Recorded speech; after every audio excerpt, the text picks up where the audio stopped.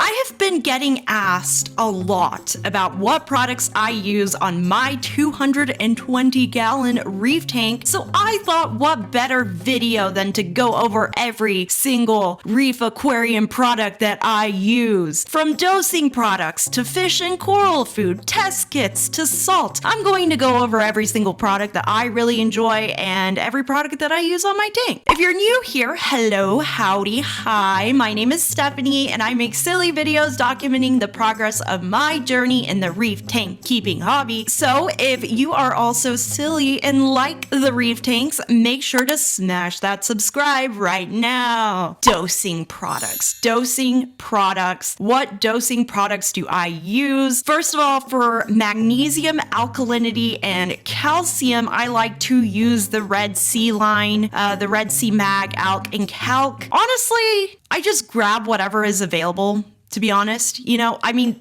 the Red Sea, they come in really large bottles. Red Sea is very consistent, haven't ever had any issues with their chemicals. So this is what I'm currently using and I really love. They're good. They're good dosing. They're good stuff. Also have future plans for dosing Kalkwasser, which is something that is really exciting because I'm a bit of a pH chaser and I'm really excited about starting Kalkwasser on my tank. This is like high up on my list of things to do with my tank. However, there is a month-long waiting list for a reactor, y'all. That makes me really sad because I have been wanting to do this for a long time, and finally when I'm ready to do it, I have to wait in a month and whatever. The time will come. I will have my moment of Kalkwasser dosing, but that's definitely high up on my list on my dosing repertoire. So yes, Red Sea magnesium, calcium, and alkalinity, and future plans for Kalkwasser. Now, in terms of food, fish food particularly, I like to give a wide variety of foods for my fishies. I like to spoil them a bit. Give them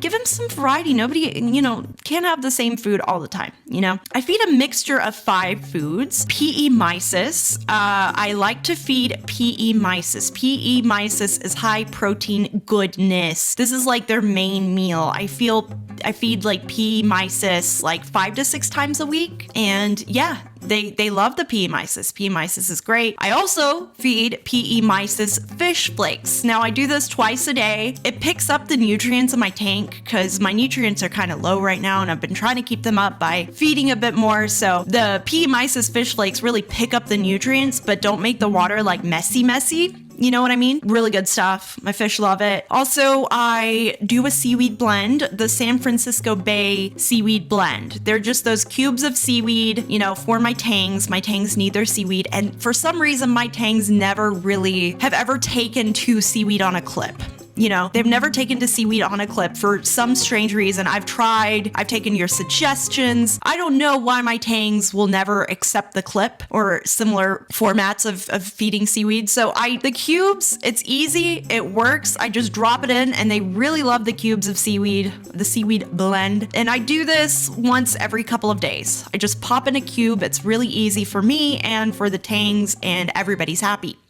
Also, I like to feed brine shrimp as a little bit of a snack, just a little snacky snack. It's not their primary food, but it is a good little treat that I like to spoil my fishies with.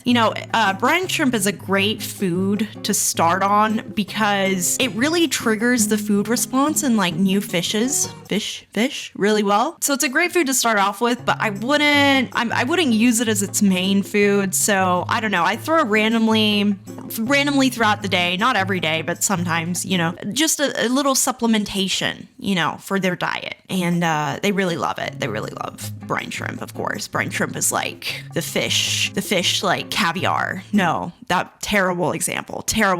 Okay, never mind. We'll move forward. They love the brine shrimp. Anyway, Reef Frenzy is the other food that I feed. It's basically a blend of all the types of seafoods. And I feed this like 3 times a week. And the fish really love the frenzy. They go they go nutty for some Reef frenzy. So it's good stuff. Now, in terms of coral food, I also like to feed a wide selection, and it really helps because, like I said, I'm trying to keep up my nutrients in my tank. So, feeding the corals, giving them some foods too, it really helps keep my nutrients up. I feed a mixture of 4 foods. I feed foods. Start with Fauna Marine LPS pellets. Fauna Marine LPS pellets. I feed them 3 to 4 times a month, about once a week, but like you can also like skip a week, you know what I mean? It's basically like some nice pellets for any large LPS corals. So, it's great for my acanthophilia, my meat coral, my scullies. My scullies love this stuff. Any large LPS corals in general. The more you feed them these pellets, the larger they grow, but I wouldn't overdo it unless you know the species like really, really well. Definitely like just once a week, and maybe like skip a week, maybe, like that's okay. I would feed these guys because you don't want to hurt the corals feeding too much. You know what I mean? So Fauna Marin LPS pellets, good stuff. Also like to feed a bit of Oyster Feast. For broadcast feeding, I disperse it into the water for the corals, but I don't, directly feed it to the corals. Corals love the Oyster Feast. They love the Oyster Feast. Feed it once a week because it's, that's just what I do. And then I also like to feed dried phytoplankton. I like to feed Aquaholic Aquaculture Reef Recipe. Their Reef recipe. I feed the dried phytoplankton like 2 to 3 times a week, like a little sprinkle. You know what I mean? It's just phyto, but dried phyto. You can use other phytos, but this is just the one I use, and my corals really like it, from what I see. Also, lastly, I like to add a bit of aqua vitro fuel, and I love this stuff. It adds additional amino acids to the water, so it's good for the acros. Aminos are like proteins, and they get swallowed up by the smaller polyps of the acros, so they're really good additional amino acids. I do this like 1 time a week. You don't want to overdo it. Don't overdo it, but 1 time a week, it's great. It's good stuff. Really, really love aqua vitro fuel. Now, moving on to the test kits. I am a strong supporter of Salifert test kits. Always and forever, Salifert test kits are my life. They're the most reliable test kit, in my honest opinion. And I know this is quite subjective, because a lot of people, they like the Hannah checkers. I don't know.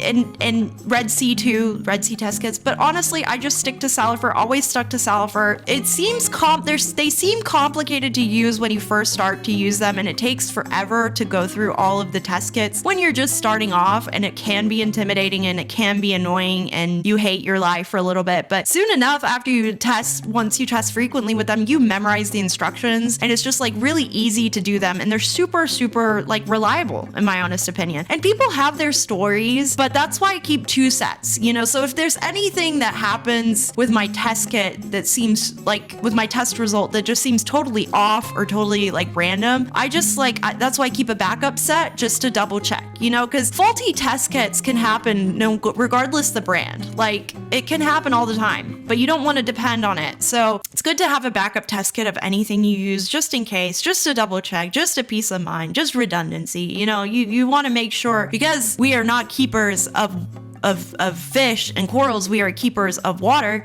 Your test kit is really important. So anyway, calcium used to be really annoying out of the Salifert test kits. Like, I really hated calcium, but now they've changed it and it's way easier to use. So now I'm fully committed to the Salifert test kits. Highly recommend. And also, I do love the Hannah checker, the Salinity Hannah checker. Hands down, the most convenient little device that I own. Just have to make sure that you regularly calibrate it. But it tells you the temperature, the salinity, you just pop it in and you get your result. It's like the greatest thing ever. I really can't imagine how I used to check my salinity, like with the refractometer. It seems so prehistoric, prehistoric methods. I don't know. I don't enjoy. I wouldn't use a refractometer ever again, I don't think. Like, if it were to break, I would just go buy a new one kind of thing. Like, the convenience is just unparalleled, you know, love me the Hannah checker, salinity checker, for sure. For sure. Lastly, salt. I use the Red Sea Blue Bucket salt, and I mean, I love this stuff. It's good. It's consistent, it works, and that's all, you know? I mean, it gets the Brute trash can a little bit dirty, so ever so often, every, I don't know, several months or so, I do have to clean out my Brute trash can with some, what do you call it? Lemony stuff? Lemony cleaner. Citric acid. Can't believe I couldn't remember that. Citric acid. I have to clean it out with citric acid every few months or so, the Brute trash can, just because the water the bucket gets a little bit dirty from the salt. But honestly, consistency, the parameters are within range. I mean, I love Red Sea Blue Bucket, and that's pretty much it. That's pretty much it. All I have to say about that. But yeah, these are all of the aquarium products I am currently using on my tank. I'm honestly really happy with them all and the little schedule that I have going on here. The tank is looking pretty nice, if you ask me, so I'm not complaining. I really like my routine. So going to link all of these products in the description in case you're ever interested in giving them a go too. Let me know in the comments what some of your favorite products are. I'm always interested in hoarding aquarium products. I mean, seriously, let me know. I will buy everything because I have a habit. I'm definitely a hoarder of aquarium products, like tons. Like give me all of the products, you know.